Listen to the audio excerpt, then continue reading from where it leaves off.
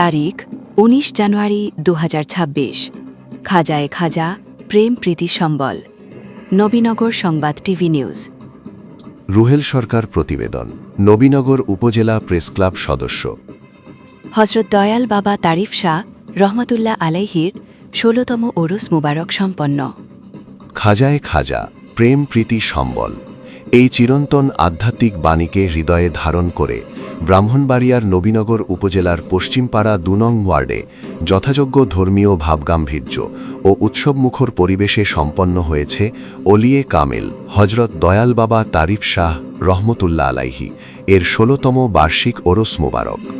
পশ্চিমপাড়া ২ নং ওয়ার্ডের ভক্ত শরীফুল ইসলাম চিশতি তিনারের বাসভবন সংলগ্ন নগর তারিফ শাহ খানকায়ে চিশতিয়া দরবার প্রাঙ্গণে ১৭ ও ১৮ জানুয়ারি ২০২৬, ২৭ ও ২৮ রজব ২ দিনব্যাপী এই আধ্যাত্মিক মহাসম্মেলন অনুষ্ঠিত হয়।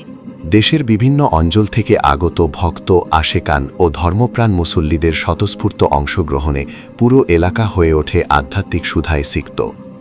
অনুষ্ঠানের মূল কর্মসূচি: প্রথম দিন ১৭ জানুয়ারি বাদ আসর পবিত্র কোরআন তেলাওয়াত, মিলাদ ও দোয়া মাহফিলের মাধ্যমে ওরস মুবারকের আনুষ্ঠানিক সূচনা হয়। পরিশেষে তাবারক বিতরণের মধ্য দিয়ে প্রথম দিনের কর্মসূচি সম্পন্ন হয়। দ্বিতীয় দিন ও সমাপনী ১৮ জানুয়ারি বাদ আসর থেকে শুরু হয় জিকির আসকার ও বিশেষ মিলাদ মাহফিল। এই আধ্যাত্মিক ও তালিমি মাহফিল পরিচালনা করেন খাজানগর দরবার শরীফ জামে মসজিদের সম্মানিত ইমাম হযরত মাওলানা দেলোয়ার হোসাইন। তার হৃদয়স্পর্শী বয়ান ও মোনাজাতে সৃষ্টি হয় এক প্রশান্ত ও ভাবগাম্ভীর্য পরিবেশ। বাউল আসন ও ভক্ত মিলন মেলা। ওরস মুবারকের অন্যতম আকর্ষণ ছিল রাত ১০টার পর অনুষ্ঠিত বাউল বিচার গানের আসর।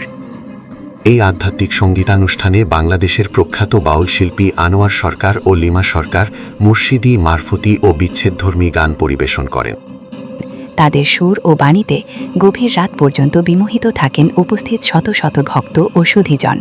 সমাপনী অনুষ্ঠানের শেষ পর্যায়ে মিলাদ, কিয়াম ও বিশেষ মোনাজাতের মাধ্যমে দেশ, জাতি ও বিশ্ব মানবতার কল্যাণ কামনা করা হয়। পরিশেষে উপস্থিত সবার মাঝে তাবারক বিতরণের মাধ্যমে ওরস মুবারকের আনুষ্ঠানিক সমাপ্তি ঘোষণা করা হয়। প্রতিবেদন: রুহেল সরকার, নান্দনিক তথ্য সন্ধানী, নবীনগর সংবাদ টিভি। আমাদের সঙ্গেই থাকুন, নিয়মিত চোখ রাখুন নবীনগর সংবাদ টিভিতে।